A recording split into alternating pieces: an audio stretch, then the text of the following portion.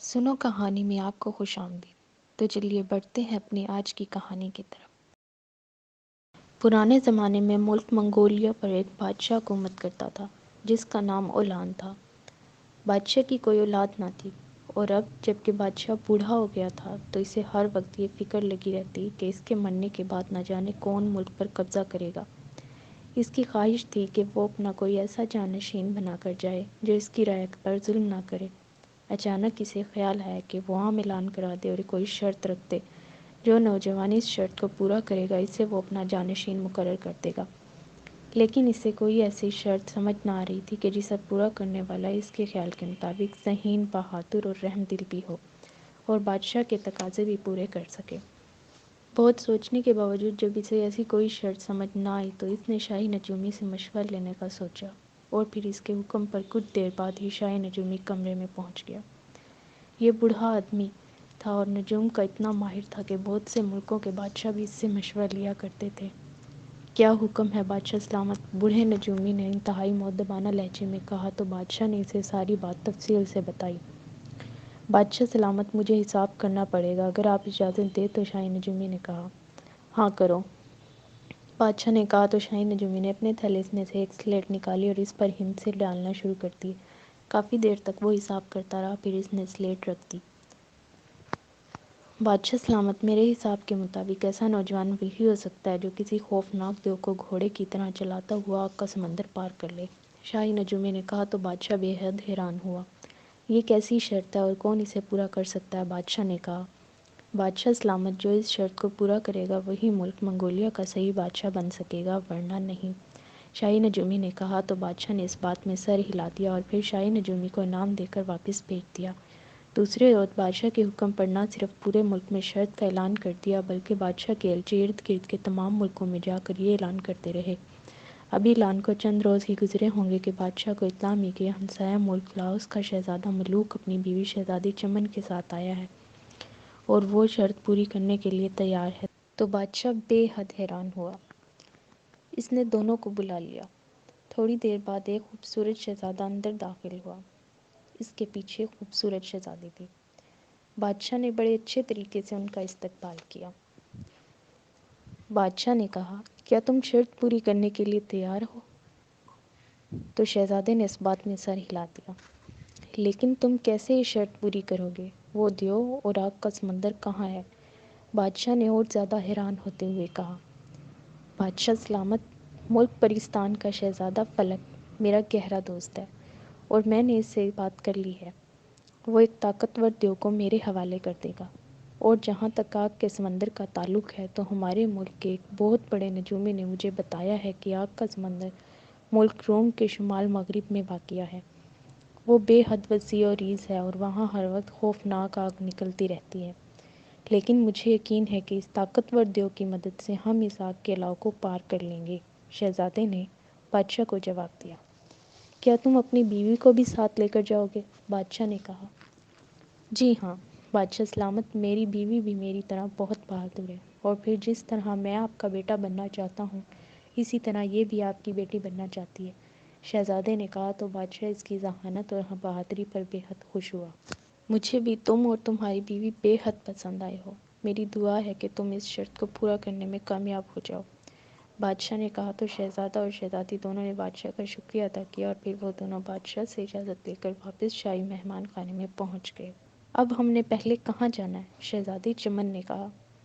ہم نے پہلے پرستان جانا ہے، میں نے پیغام بھجوا دیا ہے، کوئی نہ کوئی دیو ہمیں لینے کے لیے آ جائے گا، شہزادے نے جواب دیا۔ اور پھر واقعی دوسرے روز انہیں اطلاع مل گئی کہ شاہی مہمان خانے سے کچھ دور ایک دیو موجود ہے جو انہیں لینے کے لیے آیا ہے۔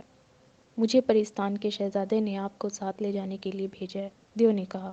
ٹھیک ہے، ہم بھی تمہارا انتظار کر رہے تھے، شہزادے نے کہا، اور پھر وہ دونوں میاں بیوی دیو کی پشت پر بیٹھ گئے اور دیو نے اڑنا شروع کر دیا۔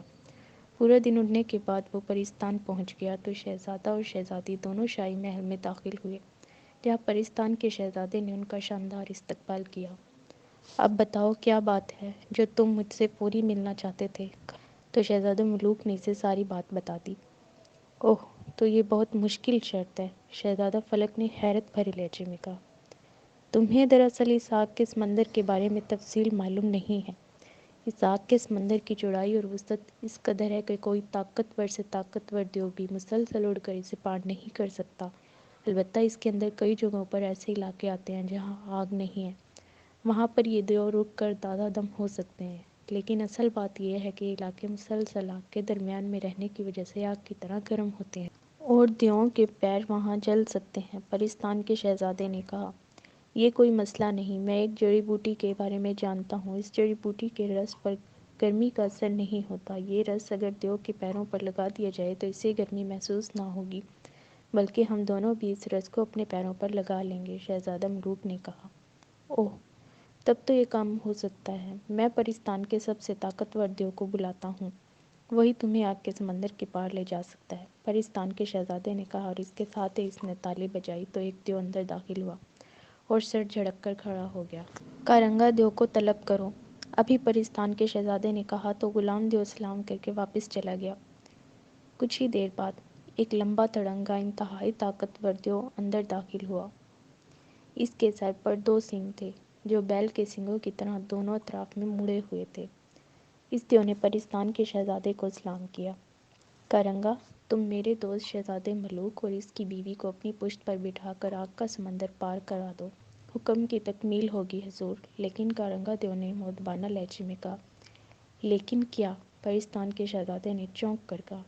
آگ کا سمندر بے حد وسیع ہے اور میں مسلسل اتنی دیر نہیں اٹھ سکتا، کارنگا دیو نے کہا۔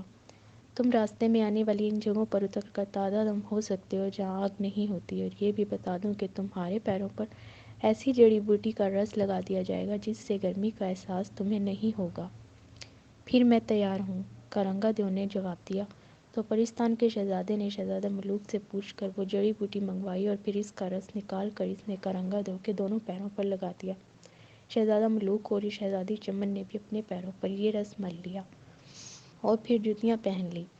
دوسرے روز صبح کو وہ دونوں میاں بیوی کارنگا دیو کی پشت پر بیٹھ گئے۔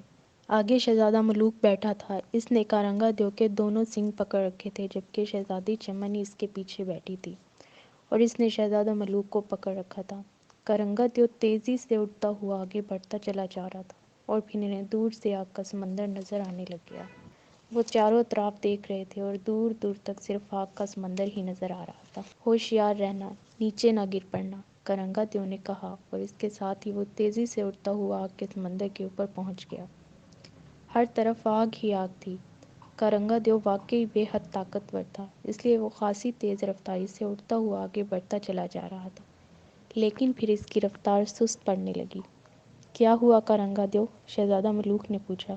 میں تھک گیا ہوں، کارنگا دیو نے کہا، اور پھر انہیں دور خالی جگہ نظر آنے لگی جہاں سیاہ رنگ کے بڑے بڑے پتھر پڑے ہوئے تھے۔ کارنگا دیو وہاں پہنچ کر اتر گیا اور شہزادہ ملوک اور شہزادی چمن بھی نیچے اترے۔ گو ان کے پیروں کو گرمی نہ لگ رہی تھی، لیکن وہاں ویسے ہی بے حد شدید گرمی تھی، کیونکہ چاروں طرف آگ ہی آگ تھی۔ یہاں تو آرام نہیں کیا جا سکتا، یہاں تو بے حد گرمی ہے، شہزادے نے پریشان ہوتے ہوئے کہا۔ تم اس طرح آگ کا سمندر پار نہ کر سکو گے۔ اچانک ایک آواز سنائی دی تو وہ تینوں تیزی سے مڑے اور انہوں نے ایک پتھر پر ایک چھوٹے سے بونے کو کھڑا ہوا دیکھا۔ تم کون ہو؟ شہزادے ملوک نے حیران ہو کر پوچھا۔ میں بونوں کا شہزادہ ہوں اور تمہاری مدد کے لیے آیا ہوں، بونے نے مسکراتے ہوئے جواب دیا۔ تو شہزادہ ملوک نے اس کا شکریہ ادا کیا اور کہا کہ تم ہماری کیا مدد کر سکتے ہو؟ تو بونے شہزادے نے کہا، تم یہ سمندر اس طرح پار نہیں کر سکتے۔ میرے پاس ایک انگوٹھی ہے جو میں آپ کو دے رہا ہوں، اس کو اپنی انگلی میں پہن لو۔ اس سے نہ صرف دیو کی طاقت میں اضافہ ہوگا بلکہ وہ تیز رفتاری سے اڑ سکے گا اور آپ لوگ اپنی منزل پر بہت جلد پہنچ جائیں گے۔ تو شہزادے نے وہ انگوٹھی اس بونے سے لے لی اور اسے اپنی انگلی میں پہن لیا۔ شہزادے نے بونے کا شکریہ ادا کیا اور کارنگا دیو کی پشت پر بیٹھ گئے۔ کارنگا دیو دوبارہ اڑنے لگا۔ اس بار اس کی رفتار واقعی بے حد تیز تھی اور پھر واقعی ہی دیو نے مسلسل اڑتے ہوئے آخر کار آگ کا سمندر پار کر لیا۔ وہاں بادشاہ منگولیہ اپنے درباریوں سمیت پہلے سے موجود تھا۔ بادشاہ نے شہزادہ ملوک اور شہزادی چمن کو گلے سے لگا لیا اور پھر وہ خود تخت و تاج چھوڑ کر اللہ کی یاد میں مصروف ہو گیا، جبکہ اس نے شہزادہ ملوک کے حوالے تخت کر دیا۔ اور شہزادہ ملوک اپنی ہمت، دلیری اور حوصلے کی وجہ سے منگولیا کا بادشاہ بن گیا، اور اس نے اس طرح حکومت کی کہ رعایا بھی اس سے خوش ہو گئی، اور شہزادہ اور شہزادی بھی دونوں مطمئن تھے، اور پھر ہنسی خوشی وہ رہنے لگے۔ ہمارے چینل کو سبسکرائب کریں اور کمنٹ سیکشن میں اپنی رائے سے ضرور آگاہ کیجیے۔ شکریہ۔